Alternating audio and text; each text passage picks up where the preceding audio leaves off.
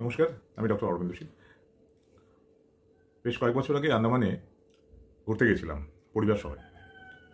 উঠেছিলাম একটি south Indian মালিকের হোটেলে। ব্যবহার খুবই ভালো। ওখানে বেশ সাউথ ইন্ডিয়ানও আছে, বাঙালিও আছে। কারণ দুটো দিকই অ্যাক্সেসেবল। নানা ধরনের সাপ্লাই আছে। এই সাপ্লাই চেনে সাউথও আছে, আবার বাংলা থেকেও অনেক সাপ্লাই যায়। কারণ পুরো আন্দামান নিকোবর এই সাপ্লাইয়ের উপর 90% ডিপেন্ডেন্ট। তাছাড়াও বাঙালির একটা ইতিহাস আছে। একটা উদ্বাস্তু সমাজ তাদের রিহ্যাবিলিটেশনের জন্য আন্দামান নিকোবরে পাঠানো হয়েছিল পুনর্বাসনের জন্য। এবং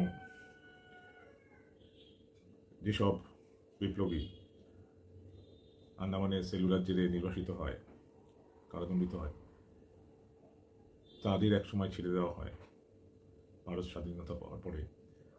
তাদের বংশধরেরাও অনেকেই আন্দামান নিকোবরে আছে। ফলে বাঙালির একটা নির্ধারিত সংখ্যাই প্রথম থেকে আছে। তো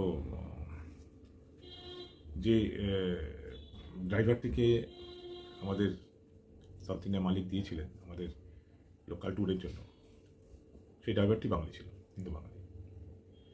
তো একদিন আমি তাকে বললাম যে আমরা ওয়াটার স্পোর্টস করতে চাই পরিবার সমেত, তো আমাদের যোগাযোগ করিয়ে দিতে। সে যোগাযোগ করিয়ে দিল একটি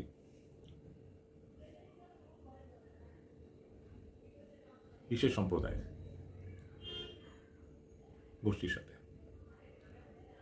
যাদের সাথে আমাদের সংস্কৃতিগতভাবে কোনো মিল নেই, শুধু ভাষাগত মিল আছে।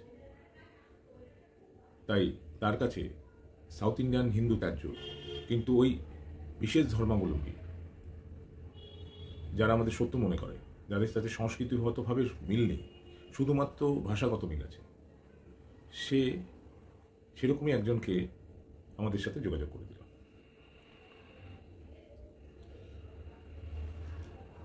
এই হলো হিন্দু বাঙালির সেকুলারিজম। আমরা আমাদের শত্রুকেই দুধ কলা দিয়ে পুষছি। তারপর যখন আমাদের বাড়ির মহিলা পরিবারের ধন সম্পত্তির উপরে চড়া হয়, তখন হায় হায় করি। এদেরই ইফতার পার্টিতে গিয়ে অনেকে, এই হিন্দু বাঙালির অনেকেই বিফ বিরিয়ানি খায়। আজকে বাংলাদেশে বাঙালি হিন্দুদের এই দুর্ভোগের বড় কারণ এই ভণ্ডামি, এই সেকুলারিজম, এক পেশে সেকুলারিজম। তাই সাবধান হন, নিজেকে ঠকাবেন না। জ্ঞান কম হলে অসুবিধা নেই, কিন্তু কাণ্ডজ্ঞানটা রাখবেন।